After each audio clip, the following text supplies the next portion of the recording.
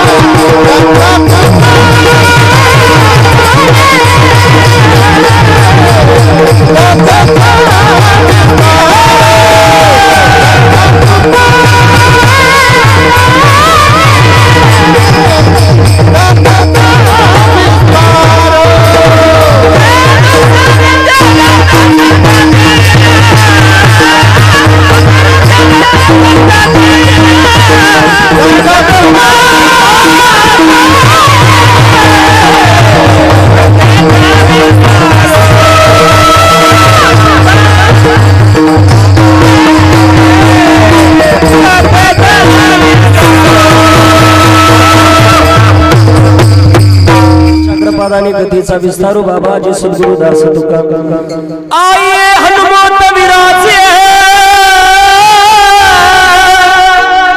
कथा पूर्वि अनुसार प्रेम सहित यादी जन वधारी जय जय श्री राधा जय जय जवन किशोर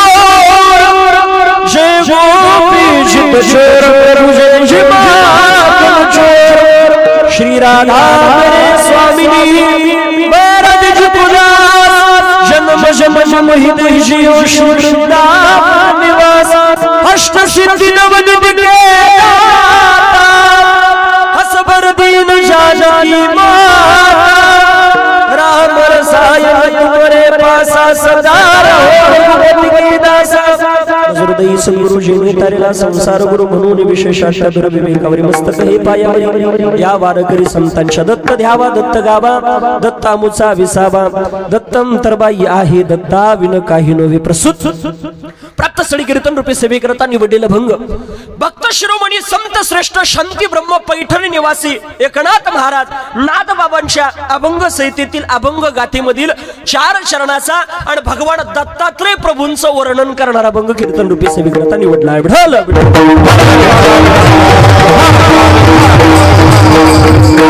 भावार्थ आणि नामस्मरणार्थ जर बघितला तर फार सोपा आहे। साधकांनी विचारलं नाथ बाबांच्या जीवनामध्ये बाबा तुमच्या जीवनामध्ये अखंड या जीवनाचा प्रत्येकाच्या जीवनाचा विचार केला तर प्रत्येक जण दुःखी आहे पण तुम्ही आनंदी याचं कारण काय तर महाराज म्हणता आम्ही आनंद याचं एकच कारण आहे आम्हाला ध्यान करायचं असेल तर दत्तांचं गान करायचं असेल तर दत्तात्रय प्रभूंचं आणि आमच्या जीवनातलं ते 20व्याचं ठिकाण झालं त्याच्यामुळे आमच्या जीवनामध्ये आम्हाला दत्तात्रय भगवान परमात्मा सोडून काही दिसत नाही अंतर्बाह्य आम्हाला फक्त दत्तात्रय भगवान परमात्मा दिसतात नवे नवे दत्तात्रय भगवान परमात्मा आम्हाला जनात दिसतात दत्तात्रय भगवान परमात्मा त्या ठिकाणी वनात दिसतात प्रत्येकाच्या रूपामध्ये दत्तात्रय भगवान परमात्मा त्या ठिकाणी दिसतात. त्याचा परिणाम आमच्या जीवनामध्ये अखंड दत्तात्रय भगवान परमात्म्याचं ध्यान केल्याचा परिणाम आमची जी वृत्ती आहे ना ती, हे मन हे फार अवघड आहे. हे सैरा वैरा धावतं आणि हे जर विषयाकडे धावलं तर मनुष्याच्या जीवनामध्ये दुःख आहे. पण हे जर कुठं स्थिर झालं तर मनुष्याच्या जीवनामध्ये आनंद आहे. आणि महाराज म्हणता आमच्या जीवनामध्ये दत्तात्रय भगवान परमात्म्याच्या प्रभूच्या चरणावरती हे आमची वृत्ती मन लीन झाल्याचा परिणाम आमच्या जीवनामध्ये आम्हाला अंतर्बाह्य दत्तात्रय भगवान परमात्मा दिसायला लागले आणि आमच्या जीवनामध्ये आम्ही आनंदी झालो. विठ्ठल विठ्ठल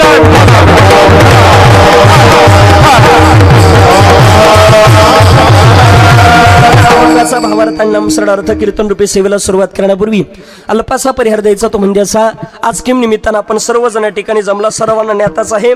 चालूत असलेला हा भव्य दिव्य स्वरूपाचा दत्तात्रय भगवान परमात्म्याचा प्रागट्य महोत्सव मला वाटतं राष्ट्रसंत सद्गुरू जनार्दन स्वामी मौनगिरीजी महाराज बाबांच्या कृपाशीर्वादानं नवे नवे खऱ्या अर्थानं बाबांचं समाधी स्थान असलेलं, खऱ्या अर्थानं पवित्र समाधी ठिकाण असलेलं त्या ठिकाणी कोपरगाव या ठिकाणचे मठाधिपती स्वामी रमेश गिरीजी महाराज बाबांच्या कृपाशीर्वादानं बाबांच्या उपस्थितीमध्ये चालत असलेला हा भव्य दिव्य स्वरूपाचा हा दत्तात्रय भगवान परमात्म्याचा एक दिवसाचा महोत्सव मला वाटतं गुरुचरित्र ग्रंथाचं पारायण सुद्धा या ठिकाणी झालेलं आहे. आणि आज विशेष म्हणजे संत मांदियाळी या ठिकाणी उपस्थित आहे. आणि विशेष म्हणजे खऱ्या अर्थानं बाबांचं, आमच्या रमेशगिरी बाबांचं हे जन्मगाव आहे. मी थोडंसं याच्या पुढे जाऊन बोलेल. आपण काही दिवसापूर्वी बाबा जगद्गुरु जनार्दन स्वामी महाराजांचा 35वा त्या ठिकाणी पुण्यतिथीचा महोत्सव साजरा केला.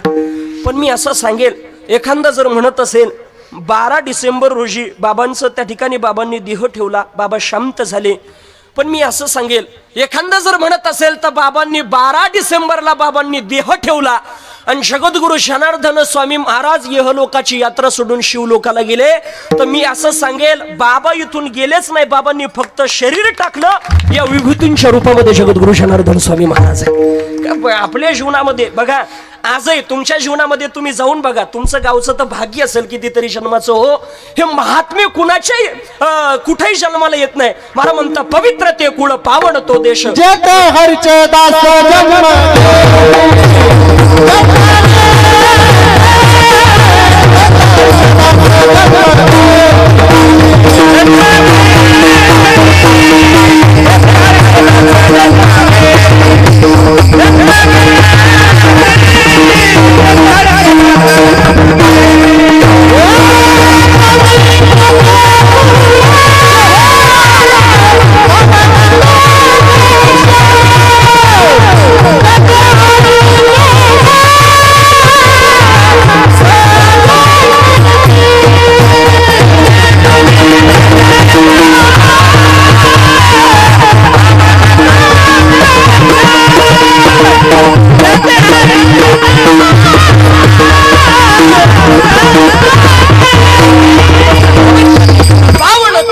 जेथे हरीचे दास जन्म घेते ती भूमी पवित्र आहे, त्या मातेची कूच पवित्र आहे, तो देश पवित्र आहे जिथं संत महात्म्याचं प्रागट्य होतं. आणि आपल्या भूमीचं एका जन्मीचं नाही, काहीतरी अनंत जन्मीचं भाग्य असेल का बाबांचं प्रागट्य मूळ गाव त्या ठिकाणी हे गाव आहे.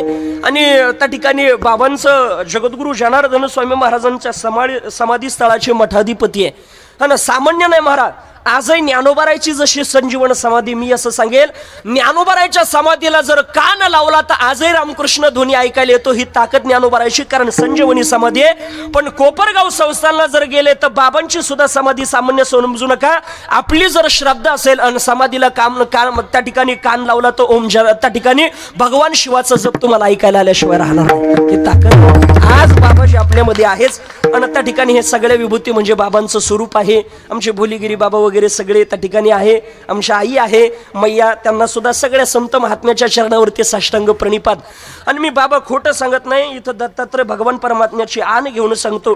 माझं काहीतरी परम भाग्य असेल इथं एवढ्या संत महात्म्यांमध्ये सेवा करण्याचा योग आला. तसं मी त्या ठिकाणी तिकडं त्या भागामध्ये जर गेलो ना, पहिल्यांदा बाबांच्या दर्शनाला तिथं जाणार. बाबांचा माझा परिचय नव्हतं, पण समाधीचं दर्शन घेणार. आणि ते निसर्गरम्य वातावरण पाहिल्याच्या नंतर मला असं, मी बाबांना म्हणायचो, बाबा माझी माझी एक अपेक्षा आहे, मी तर दर्शनाला आल्याच्या नंतर मला काही नकोय, पण जगद्गुरु जनार्दन स्वामी महाराजांनी एक साकडं घालायचो. बाबा माझी एक अपेक्षा आहे का ह्या भागामध्ये मी भरपूर कीर्तन केले, पण तुमच्या समाधी स्थळावरती माझं कीर्तन व्हावं ही अपेक्षा आहे. रमेशगिरी बाबांच्या समोर माझं कीर्तन व्हावं ही अपेक्षा आहे. पण बाबांनी इतका मोठा आशीर्वाद दिला, माझ्या समाधी स्थळावर जाऊ दे, बाबांच्याच गावाला कीर्तन देऊन टाकू, नाही का? आशीर्वाद आणि साधू संतांचा आशीर्वाद कुठेतरी काम येणार. मी लई काही केलं नाही बाबा, पण साधूंच्या आशीर्वादामध्ये. आता पाठीमागं नर्मदा मैयाच्या किनाऱ्यावरती नर्मदा महापुराण कथा झाली. 2 पीठाचे शंकराचार्य होते बाबा. हे सहजासहजी नाही, संत महात्म्याचे आशीर्वाद आहे. म्हणून बाबांच्या शरणावरती साष्टांग प्रणिपात आहे. या बाजूला गोड मृदंगाची सात्संगत करता वैभव महाराज, या बाजूला आमचे जीवलग मित्र राम महाराज आहे, या बाजूला आमचे बालेश्वर महाराज आहे. आमचे गणेश महाराज सांगायला लागले बालेश्वर, म्हणलं बागेश्वरचे काय, नाही का? अगदी त्यांनाही मनापासून धन्यवाद आहे. आमचे गणेश महाराज आहे, ज्यांच्या माध्यमातून या ठिकाणी येण्याचा योग आला. माझ्यावरती नितांत प्रेम करणारे आमचे रामदास काका आहेर असतील, आमचे गणेश महाराज देवरी असतील. बाबांचा भला मोठा टास होता, सारखा फोन, त्यांनाही मनापासून धन्यवाद. चोपदार आहे, परिसरातील गावातील भजनी मंडळ, नुसतं परिसरातीलच नाही, कोपरगाव, वैजापूर, बऱ्याच सगळ्या भागातून आले. तुम्हाला सगळ्यांना मनापासून धन्यवाद. आणि तिकडं हल्ला बऱ्याच वेळेला कार्यक्रम झाला, पण गावात पहिल्यांदा असल्यामुळं सगळ्यांची काही ओळख नाही, जावा कोणत्या, नंदा कोणत्या, भावा कोणत्या, आता हळूहळू सगळंच माहिती करून घेतो, नाही का? असो विनेकरी बाबा आहे. मातृवर्ग पितृवर्ग आणि साऊंड बद्दल तर कायच बोलावं महाराज. जितका गोड साऊंड आहे ना, त्यापेक्षा गोड स्वभाव. एकदा त्यांच्याकरता टाळी झाली पाहिजे. आणि विशेष म्हणजे युट्यूब चॅनल आहे, कोणता चॅनल आहे, तुम्हाला सुद्धा मनापासून धन्यवाद. अतिशय गोड तुम्ही शूटिंग करता आहे, सगळ्यांना धन्यवाद. मातृवर्ग पितृवर्ग सगळ्यांना धन्यवाद. रामनाथ महाराज बाबा या ठिकाणी उपस्थित आहे. वयोवृद्ध तपवृद्ध बाबांच्या शरणावरती प्रणिपात आहे. मातृवर्ग पितृवर्ग सगळ्यांना मनापासून धन्यवाद. 5 ते 7ची वेळ होती, आता 7 वाजलेली, नाही का? पण काळजी करू नका, एकदम कमी कालावधीमध्ये मी जास्त काही सेवा करणार नाही. फक्त तुम्ही गपचिप बसा, एकमेकीच्या कानात कुजबुज करू नका. ठकीच काय चाललं, सकीच काय चाललं, काय नाही, इकडं कीर्तन चाललं नाही तर मग चाललं काही काही खाली बसल्या वाटल्या चालू राहतं. का गं ठके, तुला दिवाळीचा बोनस आला का, तुला लाडक्या बहिणीचे पैसे आले का, नसल आले तर माफून घे, पण ग बस, नाही का? अगदी मी तुम्हाला कमी कालावधी, मी जास्त सेवा करणार नाही, एकदम कमी, एकदम म्हणजे किती, एक 4-5 वाजेपर्यंत आपण कीर्तन करू, जास्त काही नाही, नाही का? मागच्या वर्षी ढेकळं घेऊन तो मागं लागू, पण इकडे ढेकळे नाही, नाही का? काळजी करू नका. एकदम 8, 8:15च्या आतमध्ये मी संपवतो. फक्त आता बसलेल्या जागेवर असे शांत आहे, असे शांत चित्तीने बसा.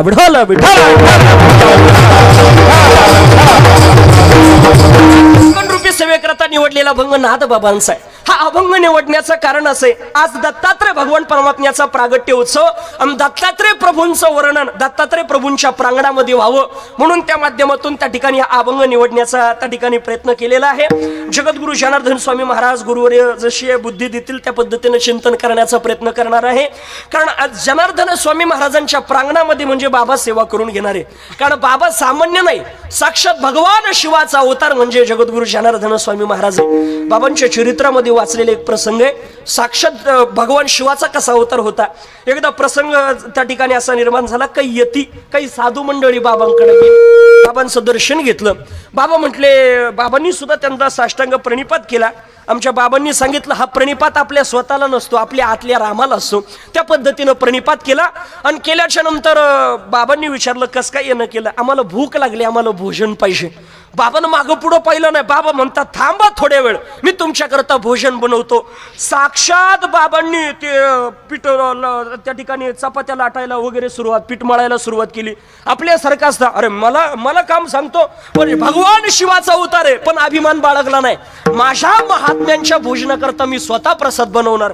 बाबा प्रसाद बनवण्याकरता त्या चपात्या वगैरे लाटण्याकरता तयार झाले. ते साधू सुद्धा विचार करायला लागले, का रे येत किंचित अभिमान नाही, किती तेजस्वी महात्मा आहे, पण तरी सुद्धा यात किंचित अभिमान नाही.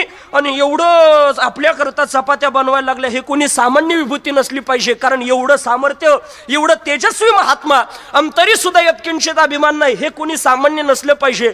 हे कोण आहे? म्हणून त्या साधूंनी बाबांकडे बघायला लागले. बाबांचं चपात्या लाटण्याचं काम चालू होतं.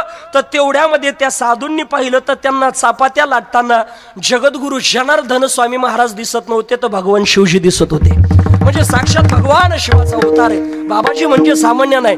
आणि मी तुम्हाला सांगतो, इथं बसलेल्या पैकी आपण आपण भाग्यवान आहे, जगद्गुरु जनार्दन स्वामी महाराजांनंतर आपलं प्रागट्य झालं, नाही तर स्वतःला माणूस नसतं म्हणून घेतलो. आपल्या जीवनामध्ये आपल्याला सगळ्यांनी तिरस्कार करू द्या हो, पण आपल्याला जवळ करण्याचं काम जर कोणी केलं असेल तर ते जगद्गुरु जनार्दन स्वामी महाराजांनी. म्हणून म्हणताना मला साऱ्यांनी हिनवलं आज सतही माझ्या मौनगिरी, माझ्या मौनगिरी माझ्या जनार्दन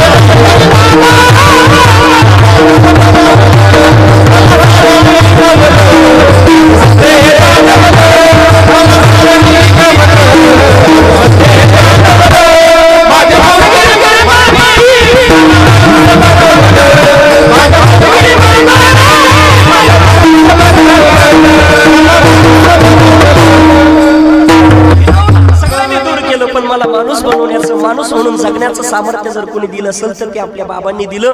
असं बाबांची उदाहरणं मी 2 तास नाही तर तुमच्या सगळ्यांच्या आमच्या बाबांच्या कृपाशीर्वादानं 7 दिवस कथा करू शकतो. पण आता आपल्याला दत्तात्रय प्रभू बघायचे, म्हणून त्या माध्यमातून दत्तात्रय भगवान परमात्म्याचं वर्णन करणारा अभंग आहे.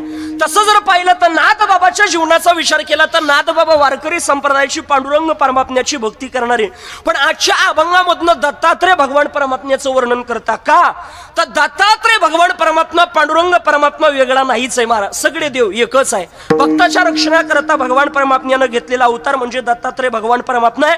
नवे शास्त्रानं त्या ठिकाणी आपण 33 कोटी देवता म्हणतो, पण 33 कोटी नाही तर 33 प्रकार आहे. मुख्य 55 देवता सांगितलेले आहे आणि श्रीमद भागवत महापुराणामध्ये 24 अवतार सांगितले. मला वाटतं 24 अवतारामध्ये सुद्धा ज्यांची गणना आहे त्यांचं नाव आहे दत्तात्रय भगवान परमात्मा. दत्तात्रय प्रभूंच्या जीवनाचा जर विचार केला तर दत्तात्रय भगवान परमात्मा वेगळे नाहीच. भगवान विष्णू परमात्मा, भगवान शिव या त्रिदेवाचे एकत्रीकरण दत्तात्रय भगवान परमात्मा आहे. अन्यथा आपल्याला या 3 देवाची भक्ती करायची असेल तर वेगळी करावी लागेल. देवाची भक्ती करायची असेल तर दत्तात्रय भगवान परमात्मा. व अजून याच्या पुढे जाऊन पाहिलं तर सगळे देव सारखेच आहे महाराज. बघा आपल्या जीवनामध्ये भगवान शिवाची भक्ती करायची, विष्णू परमात्म्याची, दत्तात्रयांची, सगळ्या देवांना पत्राशिवाय कुठला देव प्रसन्न होत नाही. पत्र पुष्पम फलम तोयम यो मद्भक्त प्रयच्छति. अर्जुना, माझ्या जीवनामध्ये मी पत्राशिवाय त्या ठिकाणी प्रसन्न होत नाही म्हटले. त्यावेळेला मग प्रत्येक देवाला पत्र आवडतं. भगवान शिवजीच्या जीवनामध्ये बेलपत्र आवडतं, विष्णू परमात्म्याला तुलसी पत्र आवडतं, हनुमंतरायाला रुईचं पत्र आवडतं, तसं दत्तात्रय भगवान परमात्म्याला औदुंबराचं पत्र आवडतं. भगवान दत्तात्रयाचा आवडता वृक्ष आहे औदुंबर. तसं जर पाहिलं तर यांना पत्र आवडतं यात विशेष नाही हो. प्रत्येक देवाचा त्या वृक्षामध्ये अंश रूपानं भगवान परमात्मा आहे. आता अंश रूपानं त्या वृक्षामध्ये प्रत्येक देवाचा का वास आहे तर याचं कारण शास्त्र असं सांगतं बाबा, त्यांना पार्वती मातेचा प्राप्त झालेला शाप आहे आणि त्या शापा कारणानं प्रत्येक वृक्षामध्ये भगवान परमात्म्याचा वास आहे. आता पार्वती मातेचा कसा शाप प्राप्त झाला, कथाकल्पतरू नावाचा ग्रंथ आहे, कुणी वाचला असेल ऐकला असेल त्यांच्या लवकर लक्षामध्ये. त्याच्यामध्ये वैशंपायन ऋषींचा आणि जन्मेजयाचा संवाद आहे. जन्मेजय हा राजा परीक्षितींचा मुलगा, त्यांचा संवाद आहे. जन्मेजय राजाला वैशंपायन ऋषी कथा सांगतात. एकदा प्रसंग असा निर्माण झाला, पार्वती माता आणि भगवान शिवजी आपल्या उपवनामध्ये एकांत सुख घेत होते आणि एकांत सुख घेत असताना प्रसंग असा निर्माण झाला, तेवढ्यामध्ये देवांचं काहीतरी काम निघालं आणि काम निघाल्याच्या नंतर अग्निदेवाला पाठवलं. मग अग्निदेवान काही विचार करावा ना, कोणत्या टायमात जावा, कधी जावा, अग्निदेव निघाले तसे लगेच. अग्निदेव निघाल्याबरोबर पार्वती मातेला त्या ठिकाणी भगवान शिवाला कामा सुखामध्ये व्यत्यय आलं काही वाटलं नाही, पण पार्वती मातेला क्रोध आला आणि पार्वती माता म्हटले, अरे भगवान शिवाला सुद्धा याचं काही वाटत नाही. पार्वती मातेला त्यांचा सुद्धा राग आला. कसं मी सांगतो तुम्हाला, समजा आपल्या घरी एखादा मित्र त्याला काही वेळ कळत नाही, काळ कळत नाही, कधी जावा याच्या घरी काही काय उठलं का सुटलं पळ याच्या घरी, उठलं का सुटलं पळ त्याच्या घरी. आणि मग त्या माता माऊलीला जरा राग येतो. बरं, माता माऊलीला राग आल्याच्या नंतर तिला राग येतो, पण आपल्याला तरी कळत नसतं ना. मग त्याच्या दणक्यात ती पप्याच्या बापाला झोडपून कडी, मग काय मग हाई गाई करीत नाही. बरोबर आहे का नाही. आणि काही काही पाहुणे लई चित्र राहत्या महाराज, कधी जावा किती वेळ थांबावा काय आहे का नाही. काही महाराज त्यांना कळतच नाही. गेला पाहुणा बाबा 1 दिवस थांब 2 दिवस थांब, पण तिसऱ्या दिवशी घरी निघ. काही बिन लाजी राहते. एकदा काय झालं बाबा, आमच्याकडे एक पाहुणा आला, गणेश बाबा. पाहुणा आल्याच्या नंतर काय झालं, तो 1 दिवस राहाय, 2 दिवस राहाय, 3 दिवस राहाय. शेवटी ते नवरा बायको कटाळे. ती म्हणली का हो तुमचं आज काय पाहुणा एवढे दिवस कुठं घरी राहत्या का, त्याला काही घरदार आहे का नाही, त्याला काढून द्या म्हटले. तो म्हणला अगं आता कसं काय काढून देऊ, पण काळजी करू नको, मी युक्ती करतो, त्याला जाय म्हणता येणार नाही पण बरोबर मी त्याला काढून देतो म्हटले. कसं.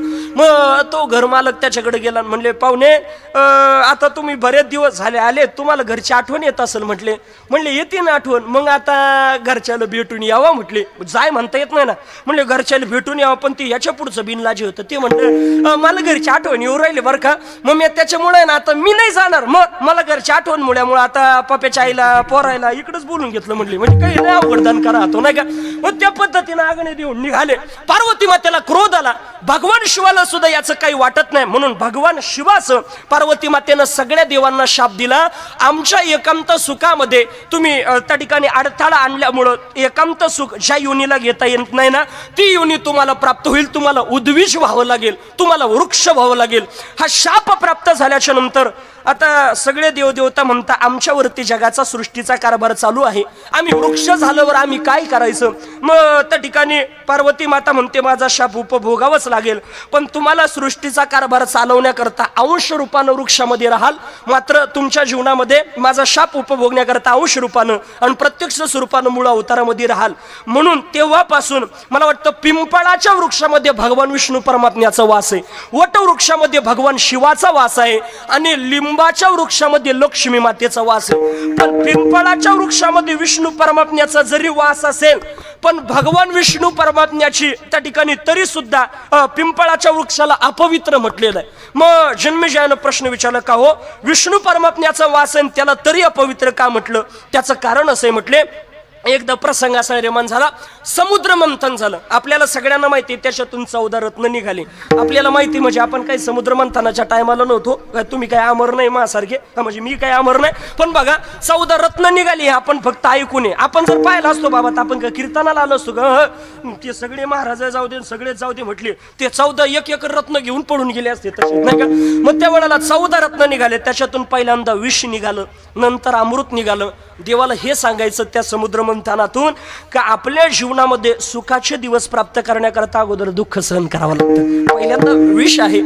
मग त्यावेळेला बाकीचे रत्न सगळे निघाले, त्याच्यामधून सगळे रत्न मग कामधेनू वगैरे वगैरे सगळं निघालं आणि त्याच्यातून लक्ष्मी आई साहेब निघाल्या. आता हे मदिरा वगैरे सगळं बाकीचं वाटून घेतलं, पण लक्ष्मी आई साहेब कोणाला द्यावी. दानव म्हणायला लागले आम्हाला पैसे, देव म्हणायला लागले आम्हाला पैसे. लक्ष्मी आई साहेब म्हणजे काय कमी सौंदर्यवान नव्हते. जगाला माझ्या मातेनं थोडं सौंदर्य दिलं तर जग इतकं सुंदर दिसतं. ती लक्ष्मी आई साहेब किती सुंदर असेल विचार करा. सगळे म्हणाला आम्हाला पैसे. त्यावेळेला आता मग काय केलं, तिच्याच हातामध्ये वरमाला दिली. तुला ज्याला वरायचं त्यांना वर म्हटले. मग लक्ष्मी आई साहेब दानवाकडून निघाली. त्या दानवाची अशी छाती फुगली. त्यांना असं वाटलं आता आम्हालाच भेटू ती काय ते देव काश पाहायला लागले, आता तुमचा नंबरच लागू देत नाही म्हटले. आणि काही लक्ष्मी आई साहेब फक्त त्यांच्याकडे बघायची पुढं चालायचे.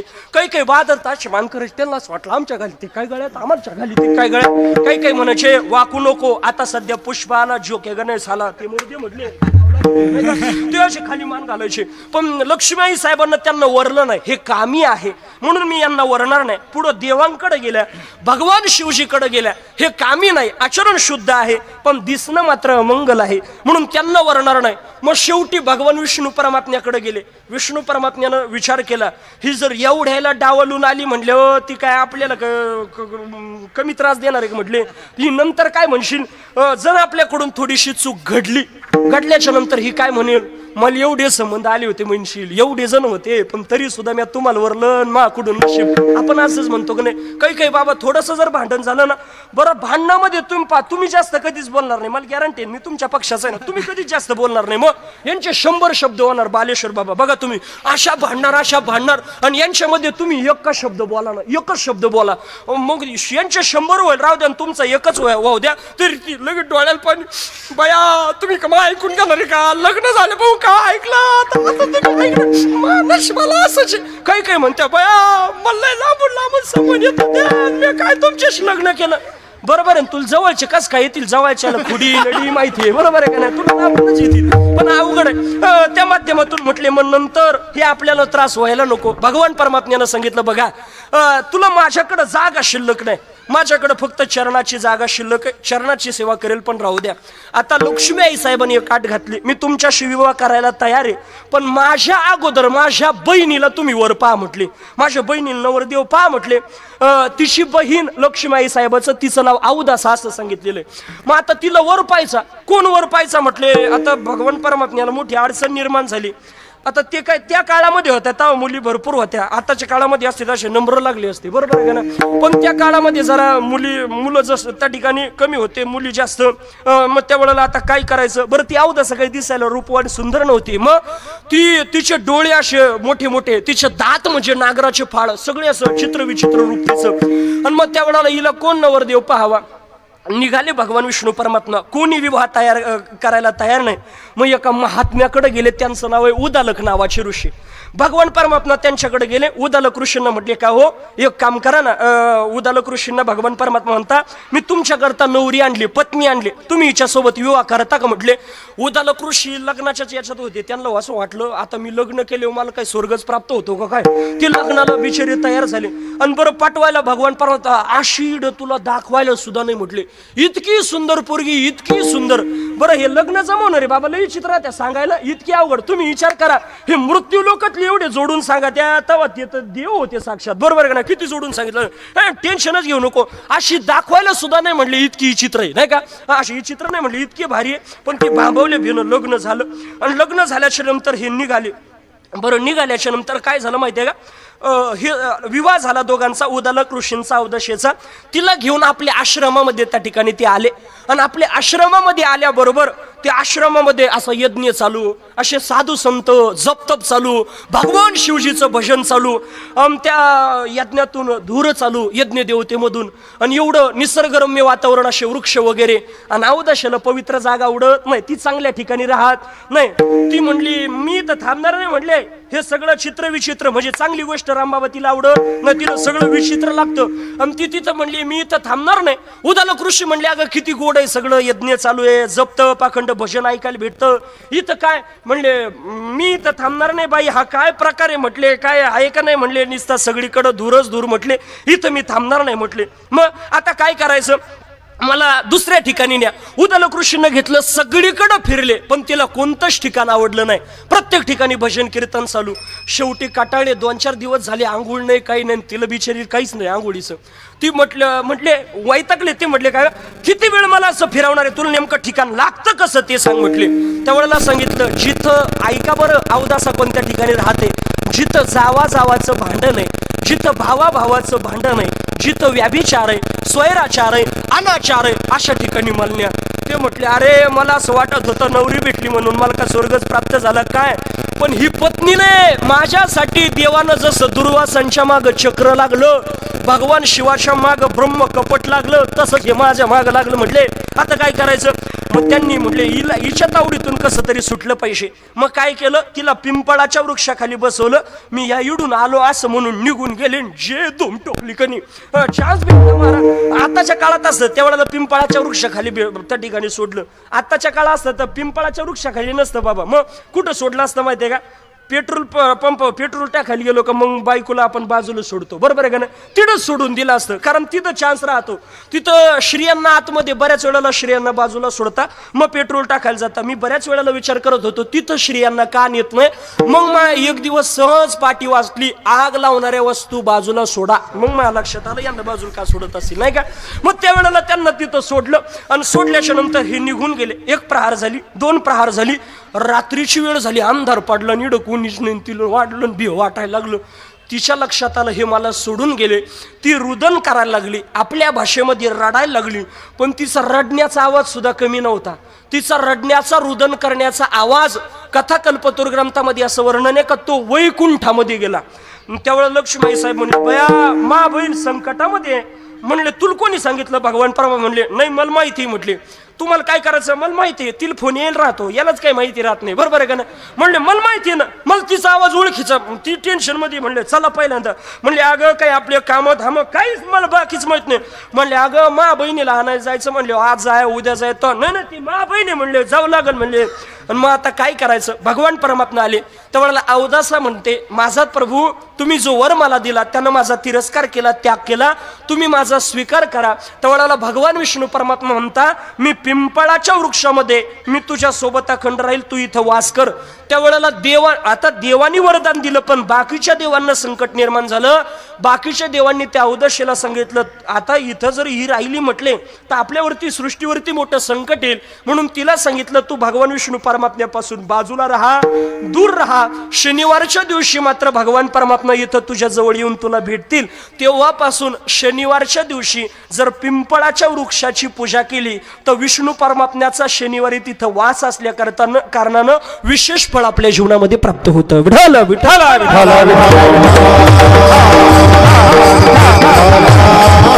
मला मुद्दा हा मांडायचा आहे का या सगळ्या वृक्षामध्ये वास याचं कारण पार्वती मातेचा शाप आहे. पण तरी सुद्धा पिंपळाच्या वृक्षाला अपवित्र म्हणता, कारण तिथं उदास आहे. पण तरी सुद्धा प्रत्येक भगवान परमात्म्याचा विचार केला तर अंश रूपानं भगवान परमात्मा वृक्षामध्ये. आणि याच्या पुढे जाऊन जर पाहिलं तर आवडणारे पत्र मात्र वेगळंच आहे. पण प्रत्येक देवाला पत्र आवडतं. तसं दत्तात्रयांना औदुंबराचा वृक्ष प्रिय आहे. याच्या पुढे जाऊन जर पाहिलं आपल्या जीवनामध्ये त्यांना पत्र आवडतं यात विशेष नाही. प्रत्येक देवाला नाम प्रिय आहे. तसं दत्तात्रय भगवान परमात्म्याला सुद्धा नाम प्रिय आहे. आणि दत्तात्रय भगवान परमात्म्याला औदुंबर का आवडतो? तर औदुंबरामध्ये विशेष ताकद आहे. गुरुचरित्र ग्रंथाचं आपण पारायण केलं, ज्यांनी वाचलं त्यांच्या लक्षामध्ये त्याच्यामध्ये असं वर्णन आहे का ज्या वेळेला भगवान परमात्म्यानं भक्त प्रल्हादजी करता नरसिंह अवतार घेतला त्यावेळेला भगवान परमात्म्यानं हिरण्यकश्यपू फाडला बाबा. त्यावेळेला त्यांच्या हाताचा दाहा व्हायला लागला आणि तो दाहा शांत करण्याकरता त्यांनी औदुंबराच्या वृक्षामध्ये हात घातला. त्यावेळेला दाहा शांत झाला, शीतल झाला. त्यावेळेला वरदान देऊन टाकलं लक्ष्मी आई साहेबांना त्या वृक्षाला, माझ्या पतीचा दाहा तुम्ही शांत केल्या कारणानं आजपासून माझ्या स्वामीस मी या ठिकाणी वास करेल. तेव्हापासून भगवान परमात्म्याचा वास तिथं आहे. आणि ज्या वेळेला आपल्या जीवनामध्ये तपानं उग्रता येते आणि दत्तात्रय भगवान परमात्म्याची अखंड साधन असते म्हणून त्या औदुंबराच्या वृक्षाखाली आहे. आणि अजून जर विचार केला तसं जर पाहिलं तर सगळ्या देवांना सारखं त्या ठिकाणी सामुग्री भजना करता लागते, सगळ्या गोष्टी सारख्या आहे. आणि दुसरा जर विचार आपण पाहिला तर हे देव वेगळे नाहीच आहे. ब्रह्मदेव, भगवान विष्णू परमात्मा, भगवान शिवजी यांचं एकत्रीकरण म्हणजे त्या ठिकाणी दत्तात्रय भगवान परमात्मा. कसं एक ठिकाणी गोड वर्णन आहे बघा. ब्रह्मा विष्णू आणि महेश्वर सामोरी बसले मला हे दत्त गुरु दिसले, मला हे दत्त गुरु दिसले, मला हे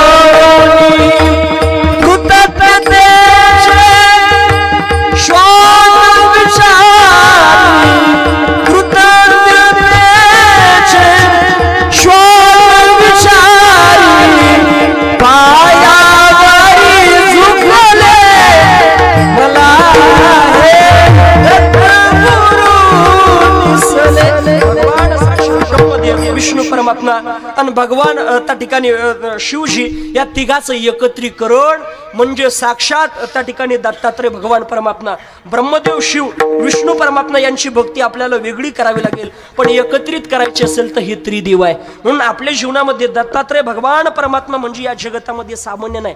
ज्याला सुखाची अपेक्षा असेल त्यानं दत्तात्रय भगवान परमात्म्याची आराधना करा. जगातले सगळे सुख तुमच्या चरणावरती डोळवून येतील, इतकी ताकद आहे. दत्ता प्रत्येकाला अपेक्षा आहे बाबा इथं बसलेल्या पैकी मज लागी दुःख व्हावे ऐसे कोणी भावी ना शिवे. मला दुःख प्राप्त व्हावं इतके तरी आपल्याला दुःख आहेच. इकडं पा प्रत्येक जण टेन्शन मध्ये आपल्या चेहऱ्याचं निरीक्षण करा, इकडे या सगळ्या विभूतींचं चेहऱ्याचं निरीक्षण करा. काही किती तेज आहे बरं, त्यांना टेन्शन नाही असं नाही. आपल्यापेक्षा इकडं कार्यक्रम झाला का तिकडं जायचं, इथं काल सर्वन झालं का तिथं दत्तात्रयांचं प्रागट्य. पण तरी सुद्धा मग काही काही म्हणते महाराज ते फुकट नाही राहा, त्याला खायला लय काजून बदाम भेटत राहा, काजून बदाम मग तू खाय ना. आपल्या पोराला काजू बदाम नाही, मग आपल्या पोराला ते सकाळी उठलेले मम्मी शी मला बिरीड खायचंय. अरे ते तर धुवा दिन काय खायचंय, लय अवघड महाराज. बरोबर आहे का? म्हणजे आपल्या जीवनामध्ये समाधान नाहीच. हे खाण्याचं तेज नाही, हे सगळं साधनेचं तेज असतं. आणि सुख आपल्या जीवनामध्ये प्रपंचामध्ये नाही, साधू सोडून परमार्थ सोडून भेटू शकत नाही. एकदा काय झालं, आमचे गुरुवारी गुढ उदाहरण सांगायचे बाबा. एक जण असा प्रपंचाला कंटाळला आणि तो गेला एका महात्म्यांकडे गेला, एका साधूंकडे गेला. गेल्याच्या नंतर त्या ठिकाणी आमच्या रमेशगिरी बाबांसारख्या महात्म्याकडे गेला आणि त्यांनी सांगितलं बाबाचं दर्शन घेतलं. बाबा म्हणले कसं काय यानं केलं? दुःख प्राप्त झालं, मला सुख प्राप्त व्हावं, समाधान प्राप्त व्हावं, माझ्या जीवनामध्ये शांती भेटावी याच्या करताना मी तुमच्याकडे आलो. बाबा तुला सुखही भेटणार नाही, समाधानही भेटणार नाही, शांती भेटणार नाही. म्हणले मग काय करू? एक काम कर, तुला प्रपंचात सुख समाधान शांती भेटणार नाही, मग तुला परमार्थात यावं लागेल. आणि नसल येता येता एक काम कर, तुला तिथं सुख समाधान शांती नाही भेटणार, मग तू तो पोराचं नाव समाधान ठेवू, तो नाव सुख ठेवू आणि तो बायकोचं नाव शांती ठेवू. तू म्हणला महाराज खरं सांगू, मी मा पोराचं नाव सुख ठेवू शकतो, मा नाव समाधान ठेवू शकतो, पण कॉपे सायचं नाही, शांती ठेवू शकत का नाही ठेवू शकत मलाच माहिती. मग एक जण दुसऱ्या साधूकडे गेला आणि त्या साधूनं म्हटलं महाराज माझ्या जीवनामधलं दुःख कोणीच घालवत नाही आणि मला दुःख फक्त एकच आहे, पप्याची आई बडबड करते म्हणून दुःख आहे ना, तिचं तोंड शांत झालं पाहिजे असं काही एखादा ताईत भारून मला द्या. बाबा म्हणजे लुंगी येणार आहे. म्हणजे का बरं? म्हणजे असा ताईत मला भारत आला असतं तर मी का लुंगी गुंडळली असते. म्हणजे बघा आपल्या जीवनामध्ये प्रपंचामध्ये त्या ठिकाणी सुख नाही. या जगतामध्ये मृत्यूलोकी सुखाची कहाणी ऐक जेल कवनाच्या श्रवणी कैची सुख निद्राम तरुणी इंगळाच्या. आपल्या जीवनामध्ये इथं सुख नाही, आपण सुखाचा मार्ग चुकलेलो आहे. आपल्याला सुख जर पाहिजे असेल तर आपण दत्तात्रय भगवान परमात्म्याकडे जा. एखाद्याला वाटत असेल ना माझ्या जीवनातली दरिद्री निघून जावी, श्रीमंती प्राप्त व्हावी, तरी दत्तात्रय भगवान परमात्म्याकडे जा. एखाद्याला वाटत असेल समाधान प्राप्त व्हावं, तरी दत्तात्रय भगवान परमात्म्याकडे जा, तुमचा उद्धार होईल. बघा दरिद्री घालवण्याची ताकद कशी दत्तात्रय भगवान परमात्म्यामध्ये गुरुचरित्र ग्रंथामध्येच त्या ठिकाणी आलेलं उदाहरण आहे. मला वाटतं अमरपूर नावाचं एक ठिकाण आहे आणि त्या अमरपूर नावाच्या ठिकाणी एक ब्राह्मण राहत होते बाबा. आणि त्या ब्राह्मणाच्या जीवनामधला प्रसंग अतिशय दरिद्री, भिक्षा मागून त्या ठिकाणी अन्न ग्रहण करायचं, त्याच्याशिवाय अन्न प्राप्त होत नव्हतं. आणि तो त्या ठिकाणी भिक्षाटन करायचा, जी काही सामुग्री येणार त्याच्यामधून उदरनिर्वाह करायचा. आणि म्हणून त्या वेळेला त्या ठिकाणी दत्तात्रय भगवान परमात्म्याची मात्र एक निष्ठेनं भक्ती करायचा. आणि त्या ठिकाणी दारामध्ये वालवडाचं त्या ठिकाणी एक वृक्ष होता, म्हटले घेवड्याचा वृक्ष होता. आणि जर नाहीच काही भेटलं तर त्या घेवड्याच्या शेंगा त्या ठिकाणी तो खायचा, घेवड्याच्या. आणि मग त्या वेळेला झालं असं, त्या ठिकाणी एक दिवस तो असा प्रदक्षिणा करण्याकरता भिक्षाटन करण्याकरता गेला आणि त्याला त्या ठिकाणी भिक्षाटन करतोय, घरी पत्नी आहे. दत्तात्रयांची निस्सीम भक्ती म्हणून दत्तात्रय भगवान परमात्म्याचा अवतार श्रीपाद श्री वल्लभ स्वामी महाराजांना असं वाटलं, अरे हा इतका भक्ती करतो, इतकी श्रद्धा ठेवतो, खरंच याची श्रद्धा आहे का बघितली पाहिजे. आणि श्रद्धा असेल तर याची दरिद्री किती दिवस ठेवणार. आपण सुदाम्याची घालवली, यांची सुद्धा घालवली पाहिजे. मग आता दरिद्री घालवण्याकरता आपण त्यांच्याकडे जायचं. म्हणून श्रीपाद श्री वल्लभ स्वामी महाराज दत्तात्रयांचे अवतार आले आणि आल्याबरोबर त्यांनी सांगितलं मैया मला भोजन पाहिजे. सांगितलं आता माझ्याकडे तर काही नाही, पण मधुकरीतून जे आणलं ते तुम्हाला देते. साधूच्या श्रमामधून आपण कधीच विनमुखी आल्या येणार नाही. मारा प्रत्येकाला काही ना काहीतरी देणार. तुम्ही नाही भोजन केलं, एखाद्या वेळेला तुम्ही दर्शनाला जा, आपण बाबांच्या दर्शनाला जाता, आपल्या लक्षामध्ये काहीतरी प्रसाद तुम्हाला भेटल्याशिवाय राहणार नाही, साधू विनमुखी देणार नाही. आणि म्हणून त्या वेळेला त्या ठिकाणी म्हटले काळजी करू नका, मी तुम्हाला भोजन घालते. त्यांनी भोजन खाऊ घातलं आणि आता हे यती वेशामध्ये गेलेले होते, साधू वेशामध्ये. आणि ते परत निघाले. आणि निघाल्याच्या नंतर जाताना त्यांनी काय केलं माहितीये का, तो घेवड्याचा वेल उपटला, उपटून घेऊन ते पाण्यामध्ये टाकून निघून गेले. आता निघून गेल्याच्या नंतर हिला इतका राग आला, म्हणले गपचिप यायचं, खाणं आमचं सगळं म्हणले ज्याच्यामुळं आम्ही सुखी राहायचो, अन्न भेटायचं तेच वेल उपटून टाकला, आता काय करायचं म्हटले. पण तरी सुद्धा तिकडून पती आल्याच्या नंतर घडलेलं वृत्तांत सांगितलं. आज कुठं बाबा लोक राहते म्हणले का, त्यांना घरात यावं का नाही का, म्हणजे झालं काय म्हणजे असं नाही असं झालं. अगं साधूवरती श्रद्धा ढळून देऊ नको. ज्या अर्थी काहीतरी करून गेले त्यांना काहीतरी जास्त पुण्य तुला द्यायचंय, काहीतरी तुझ्या पदरात जास्त घालायचंय, श्रद्धा ठेव होतं. आणि त्यांना असं वाटलं त्याचं गुण जे होतं महाराज ते असं जाड होतं. आता विचार केला, आता हे गुण जर डोळ्यासमोर दिसलं, एखाद्या दिवशी जर आपल्याला अन्न भेटलं नाही, याच्याकडे लक्ष गेलं तर आपण दुःखी होऊ आणि साधूला दोष देऊ. हा वेल जर ठेवला असता तर आम्हाला भोजन भेटलं असतं, म्हणून साधूला दोष देऊ. मग हे अन्न त्यांना घातलं याचं पुण्य तर भेटणार नाही, उलट आपल्याकडून त्यांची निंदा केल्याचं पाप आपल्याला लागेल. ते लागू नये याच्याकडे दृष्टी जाऊ नये याच्याकरता आपण ते मुळच उपटून टाकलं पाहिजे म्हटले.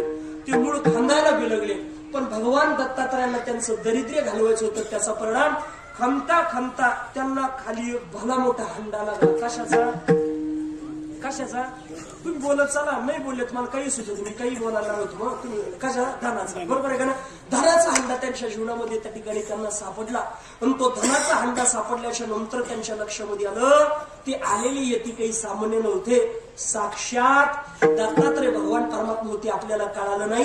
आपलं त्या ठिकाणी तेवढा त्या माता मुलीने हात जोडले, मला माफ करा, माझ्या जीवनामध्ये मी अनवधानानं काहीतरी बोलले असेल, मनानं तरी बोलले असेल, पण मला माफ करा, तुम्ही माझं दरिद्र्य घालवण्याकरता आले, मला कळालं नाही. मला सांगणंय तुम्हाला का आपल्या जीवनामध्ये एखादी यती आपल्या घराला येतात, त्यांच्याकडे काही नाही असं नाही, त्यांच्यासारखं श्रीमंत या जगतामध्ये काही नाही. इथं बसलेल्या एखाद्या महात्म्यानं देवाकडे त्रैलोक्याचं राज्य मागितलं तर देवामध्ये इतकी ताकद आहे, महात्म्यांना त्रैलोक्याचं राज्य देऊ शकतो. पण त्यांच्या जीवनामध्ये त्यांना विषय सुख नको आहे आणि म्हणून त्यांच्या जीवनामध्ये अखंड त्यागी जीवन जगत असा.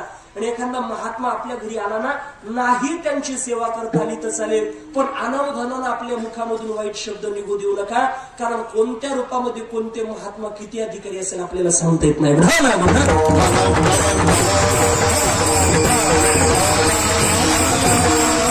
म्हणजे तुम्ही त्या ठिकाणी सामान्य समजू नका. भगवा रंग म्हणजे या जगतामध्ये त्यागाचं प्रतीक आहे. आणि या जगतामध्ये कलीचा जर विचार केला, आमच्या बाबांनी मला मगाशी सांगितलं, महाराज या कलियुगामध्ये सज्जनाला त्रास आहे, जितकं चांगलं जगणार तितका तुमच्या जीवनामध्ये त्रास होणार. तुम्ही वाईट जीवन जगायला लागा, तुम्हाला लोक तुमचा उदो करतील, धनाच्या राशी तुमच्या समोर पडतील.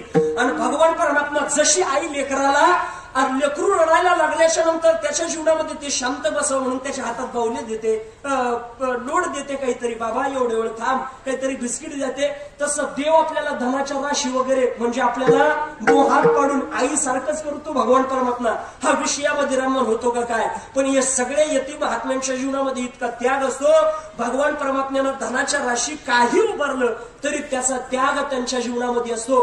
नाहीतर या कलियुगाचा विचार केला, इतकं पाप या कलियुगामध्ये वाटलेलं महाराज, आज अशा काही गोष्टी आपल्या कानावरती ऐकायला भेटतात का असं वाटतं एवढं पाप झालं तरी ही धरणी माता का आहे, ही चंद्र सूर्य एवढं पाप का बघता. पण ते चंद्र सूर्य तोपर्यंतच आहे, ही धरणी माता तोपर्यंतच आहे शाबूत, तोपर्यंत ती पाप सहन करेल जोपर्यंत या देशातलं भगवं शिल्लक आहे ना, तोपर्यंत या धरणी माताला काही होणार नाही. नाहीतर आजचं पाप बघितलं तर या जगतामध्ये ही धरणी माता कधी दुभंगून जाईल ना आपल्या कधी नाश होईल महाराज सांगता येत नाही. भगवं म्हणजे काही सामान्य समजू नका, भयरहित आणि गर्वरहित असे आहे त्याला भगवान म्हणतात.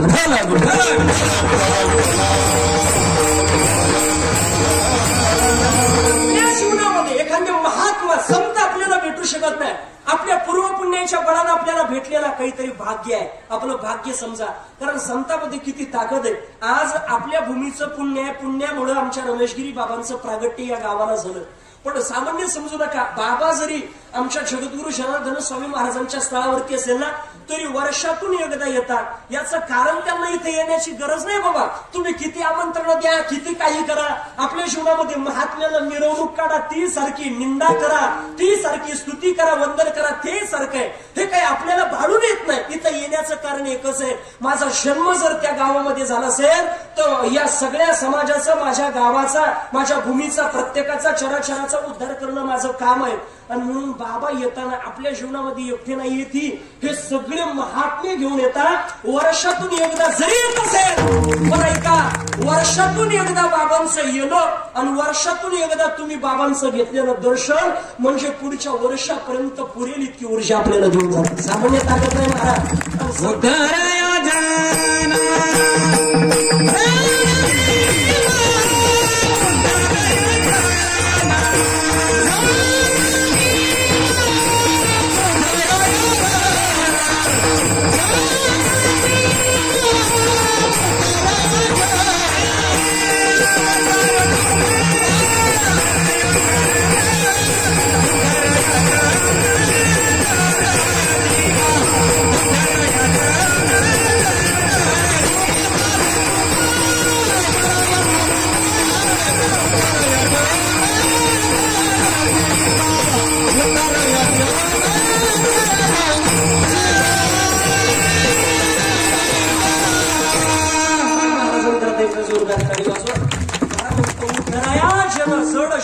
आमच्या जीवनामध्ये हे त्या ठिकाणी जड जीव आहे ना, याचा उद्धार करण्याकरता आमचं प्रागट्य.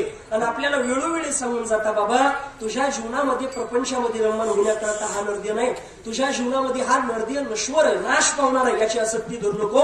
नाशिवंत देह जाणार सकळ, आयुष्य खातू काळ सावधान. पण भगवान परमात्म्याचं नामचिंतन केलं तर तुझ्या जीवनामध्ये उद्धार आहे, आनंद आहे. मग आपल्याला आनंद प्राप्त करायचा असेल ना, आपल्या सोबत येणारा गाडी बंगला हे काही नाही, आपल्या सोबत येणारं काय देवाचं नाव घेतलं ना तेवढं नामाचं पुण्य आपल्या सोबत येणार आहे. म्हणून भगवान परमात्म्याचं नामचिंतन करा. आणि आनंद पाहिजे असेल तरी नामचिंतन त्या ठिकाणी आपल्या जीवनामध्ये फार महत्वाचं आहे. या जगतामध्ये आपलं मन बहुत चंचल चपळ, जाता येताना लगे वेळ, इतका अवघड हे मन आहे, हे फार अवघड आहे. मन इंद्रियाचा राजा, इंद्रियाचं राजा म्हटलेलं मनाला. पण असं असणारं मन, याला आकळवण्याची ताकद भगवान परमात्म्याच्या संताच्या चरणामध्ये. पण ते ज्या वेळेला स्थिर होईल, ते ज्या वेळेला थांबतं त्यावेळेला त्याच्या जीवनामध्ये समाधान आहे. बघा, मग त्या माध्यमातून आपल्या जीवनामध्ये स्थिर करण्याचं ठिकाण एक तर साधू पाहिजे, एक तर देव पाहिजे, तर आपल्या जीवनामध्ये त्या ठिकाणी उद्धार होईल. मग त्यावेळेला नाथबाबांच्या जीवनामध्ये साधकांनी नाथबाबांना आनंदित होते, बाबा आम्हाला आपण देवाच्या शरणावरती चित्त त्या ठिकाणी लीन केल्याच्या नंतर आपण सुखी होतो, आम्हाला सांगितलं. पण आमच्या जीवनामध्ये तुम्ही आम्हाला आनंद दिसताय, तोच परमानंद आमच्या जीवनामध्ये प्राप्त व्हावा याच्या करताना आमच्या जीवनामध्ये त्या ठिकाणी आम्ही त्या ठिकाणी प्रयत्न करत आहे. पण तुम्ही काय केलं म्हणून आनंद झाले, तर त्यावेळेला महाराज म्हणता आम्ही एकच केलं, आम्हाला ध्यान करायचं असेल तर दत्ताचं, गान करायचं असेल तर दत्ताचं. त्याचा परिणाम आमच्या जीवनामध्ये तो आमचा विसावा झाला. अभंगाचं पहिलं शरण दत्त घ्यावा, दत्त घ्यावा.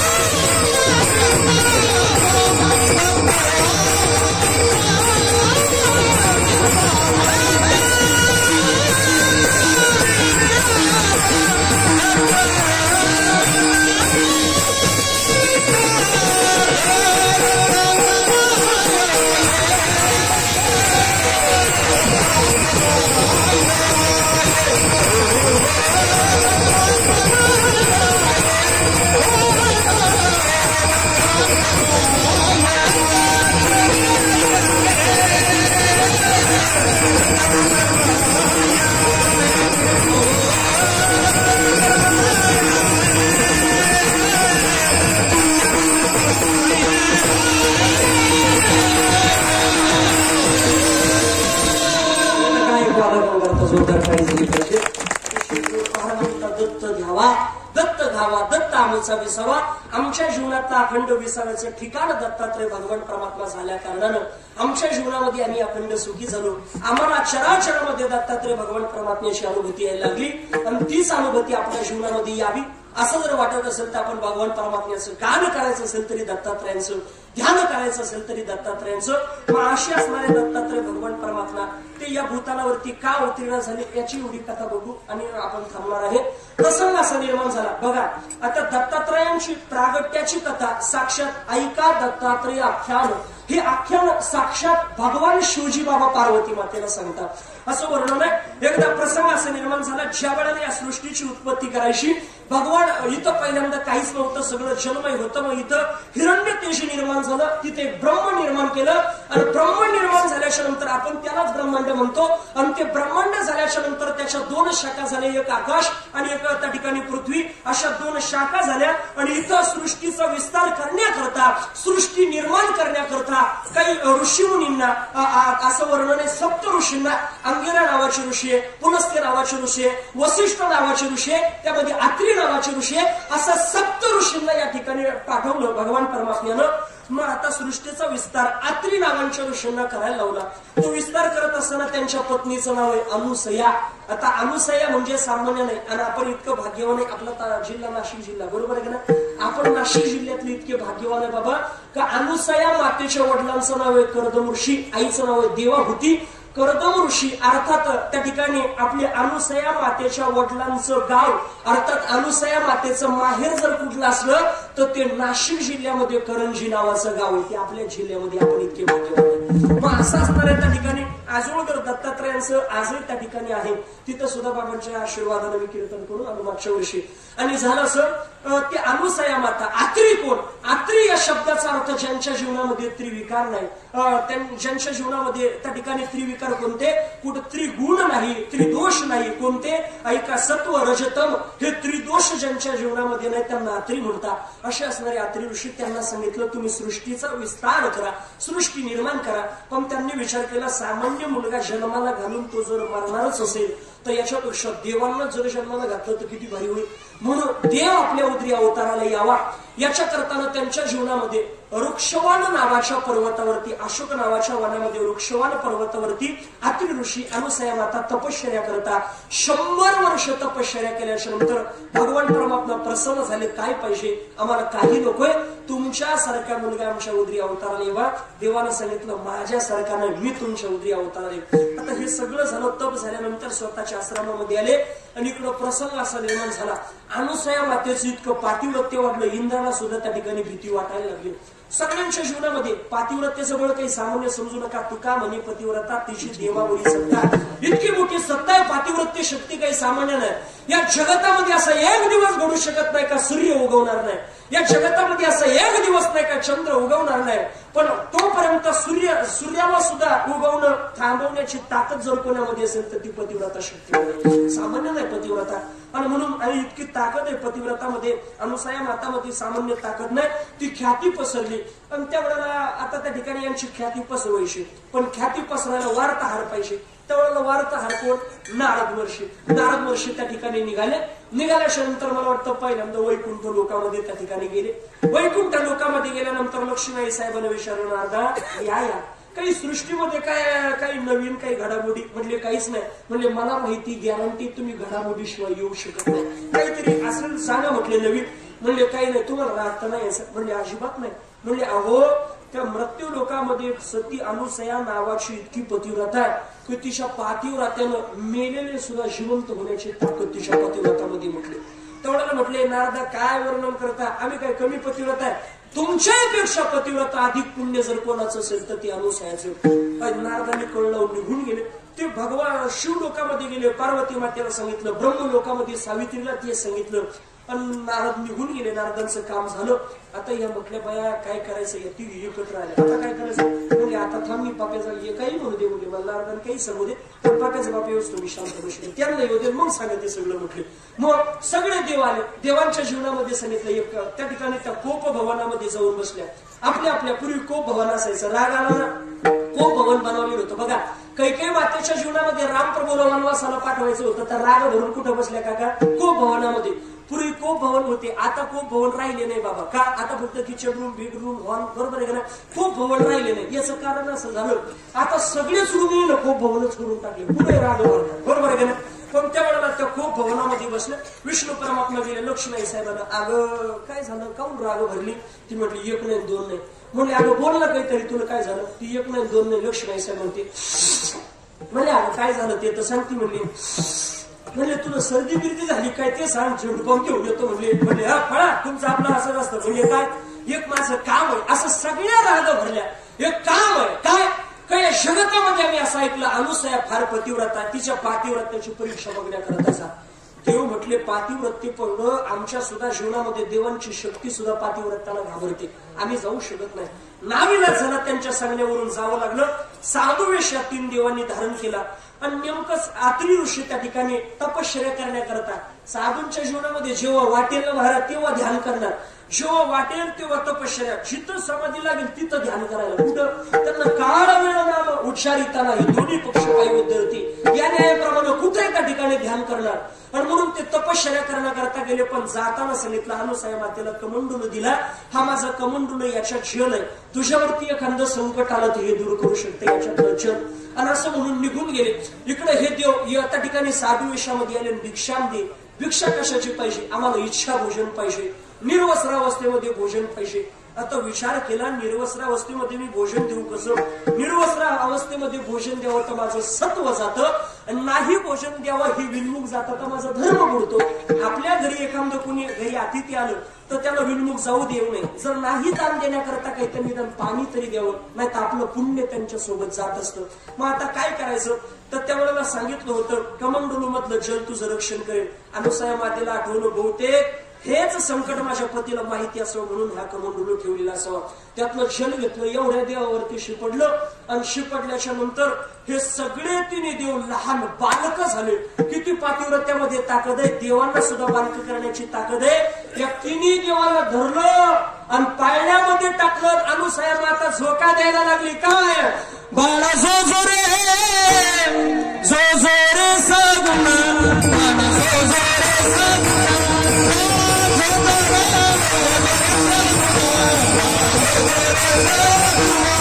जो जो रे सगुना,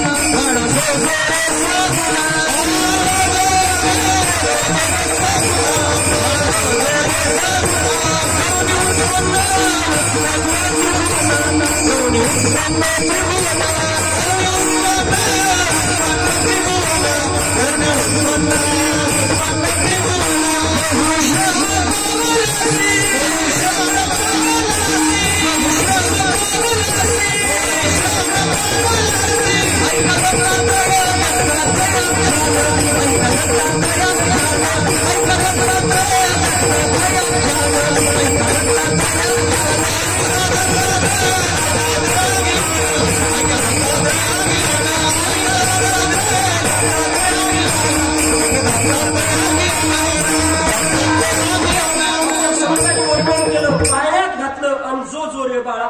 त्यावेळेला झाला असं 1 दिवस झाला, 2 दिवस झाला. हे म्हणले बाया आम्ही कोणत्या कामाला पाठवलं, हे दुसरीकच गेले काय, यांना बघायला तिघी आल्या. म्हणजे तो मालक भेटले, माय नाही भेटले, बाया माय भेटले नाही, पुढे गेले बघण्याकरता आले.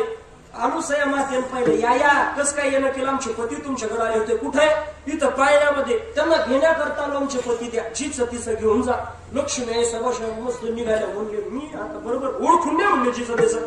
लक्ष्मी साहेब गेल्या आणि गेल्याबरोबर पाळण्यात पाहिलं, मागं आल्या. पार्वती मातेला विचारतो, का हो पाठीमाग का आले हे सगळे सारखे दिसू राहिले. घेऊ कोणता? अगं तो आता ओळखू यायला का? म्हणजे अगं सगळे सारखे दिसत्या. मा नवरा विष्णू परमात्मा म्हणून मी भगवान शिवजी उचलले तर झटी होती ना. म्हटले परत माता म्हणले बाई थांब तू, तुला काहीच कळत नाही, मी ओळखते महापाती बरोबर. त्या गेल्या पुढे गेल्याबरोबर त्यांनी पाहिलं, त्यांचा सुद्धा असाच अपमान झाला, त्यांनाही ओळखू येत नाही. त्यावेळेला अनुसया मातेची क्षमा मागितली. अनुसया माता म्हणता का ग तुम्ही स्वतःला पतिव्रता म्हणून घेता? तुमचा पती जर तुम्हाला ओळखू येऊ शकत नाही तर काय तुम्ही पतिव्रता आहे? त्यावेळेला त्यांचा अहंकार त्या ठिकाणी नाहीसा झाला. देवाला अभिमान सहन होत नाही म्हणून त्यावेळेला त्या ठिकाणी त्यांचा अहंकार गेला आणि तो गेल्याबरोबर प्रसंग असा निर्माण झाला. आता त्यावेळेला त्यांचे जे काही देव होते त्या देवांना त्यांचे पती म्हणून परत पहिल्या विषयामध्ये परत पाठवणार.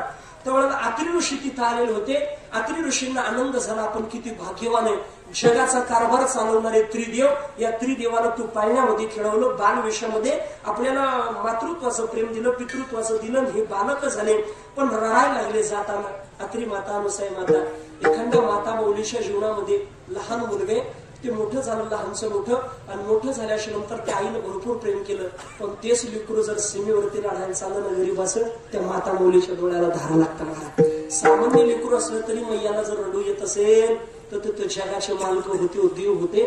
देवांना लेकरू म्हणून सांभाळलं आणि ते जर आता निघून जात असेल, लढायला लागले, देवांनी पाहिलं देव सुद्धा रडत आहे. मैया या जगतामध्ये आम्हाला कोणी हार देवा संकट आल्याच्या नंतर पण आम्हाला विश्रांती फक्त तुझ्या ठिकाणी भेटली. त्यावेळेला तू का रडते? त्यावेळेला सांगितलं आमची अपेक्षा होती तुम्ही बाल विषयामध्ये आम्हाला जे प्रेम दिलं ते आता आम्हाला भेटणार नाही, आम्हाला ते प्राप्त व्हावं. देवांनी आधी वचन दिलं काळजी करू नका, आम्ही परत तुमच्या या ठिकाणी बाल विषयामध्ये बाल सुख भेटण्याकरता आम्ही तुमच्याकडे येऊ म्हटले. असं वचन देऊन निघून गेले.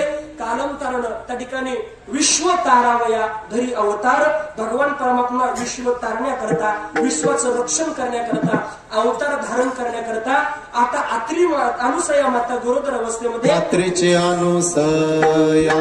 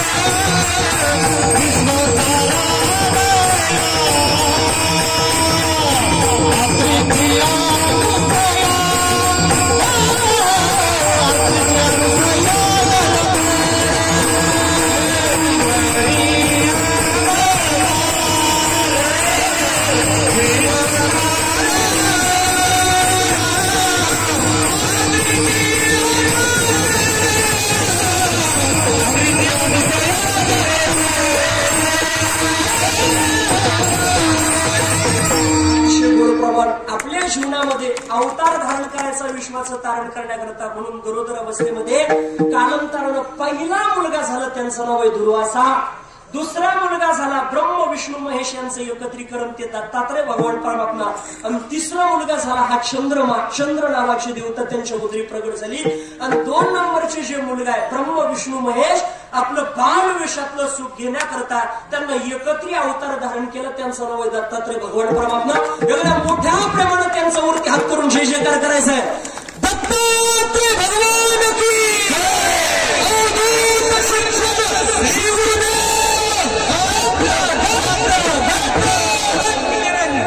भगवान परमात्म्याला दत्तात्रय भगवान परमात्म्याचं प्रागट्य झालं, पाळण्यामध्ये टाकलं आणि देवाचं स्वागत करायला लागले. तेच स्वागत आपल्याला या पांजरवाडी गावामध्ये करायचंय. या संत महंतांच्या उपस्थितीमध्ये देवाच्या प्रागट्याला संताशिवाय देव प्रगट होऊ शकत नाही. म्हणून सगळे संत म्हणते, एकदा सगळ्यांनी वरती हात करा, पाठीमागे बसलेल्या महिला मंडळ पुरुष मंडळ सगळ्यांनी स्वागतम महाराज, सुस्वागतम महाराज,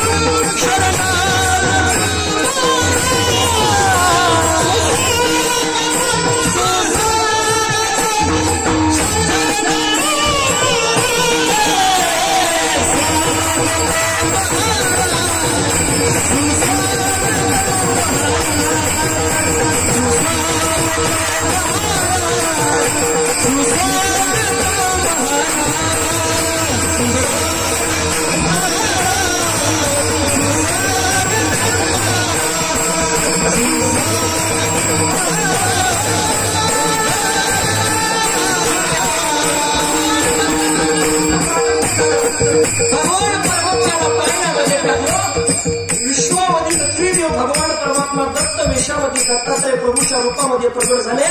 पाळण्यामध्ये खेळायला लागले आणि प्रतिव्रता माता मौली आत्री ऋषींची पत्नी, जिला मेलेल्या व्यक्तीला सगळं जिवंत करण्याची ताकद जिच्यामध्ये अशी असणारी त्या ठिकाणी अनुसया माता त्या देवांना त्या ठिकाणी झोका देते. म्हणून म्हणताना जमल्या आया बाया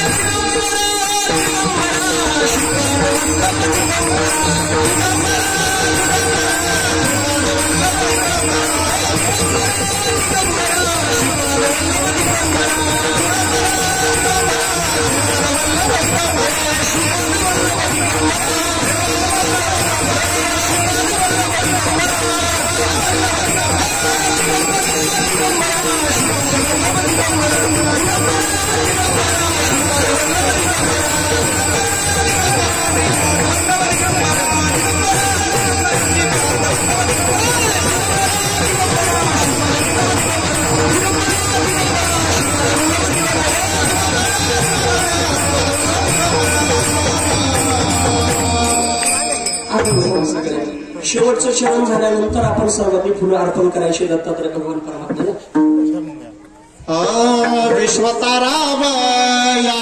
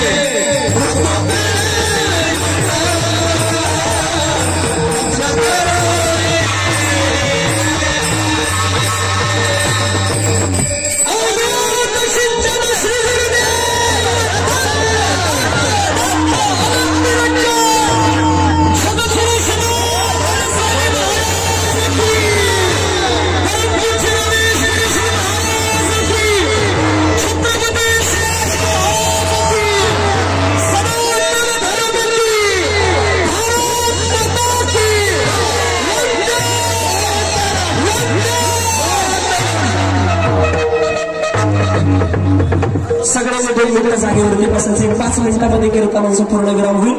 तर नंतर बाबांचं मनोगत व्यक्त होईल. मग सगळ्यांनी उठायचं. आता कोणी जागेवरून उठू नका.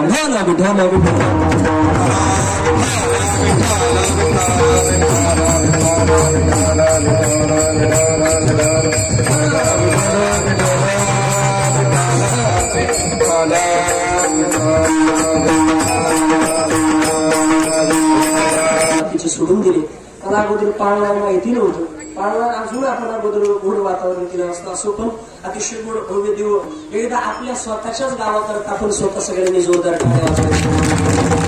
असं वाटतं दत्तात्रय भगवान परमात्म्याचं प्रागट्य तिथं अनुसया मातेकडे जे झालं असं वाटतं तेव्हा मार्गशीर्ष महिना आहे त्या तिथीला दत्तात्रय भगवान परमात्म्याचं जसं प्रागट्य अनुसया मातेकडे झालं मला वाटतं तेच प्रागट्य आता या युगामध्ये या महिन्यामध्ये या मार्गशीर्ष महिन्यामध्ये या पौर्णिमेला आमच्या रमेशगिरी बाबांसह सगळ्या साधू संतांच्या उपस्थितीमध्ये पांजरवाडी गावामध्ये झालं. साक्षात दत्तात्रय भगवान परमात्मा उतरले. आपलं मंदिर जर पाहिलं तर तिथं दत्तात्रय आहे असं वाटतंच. साक्षात दत्त प्रभू आहे. पण आज विशेष ऊर्जा त्यांना आली का ते बालवेशामध्ये भगवान परमात्मा इथे उपस्थित झाले. एक वारकरी संप्रदायाशी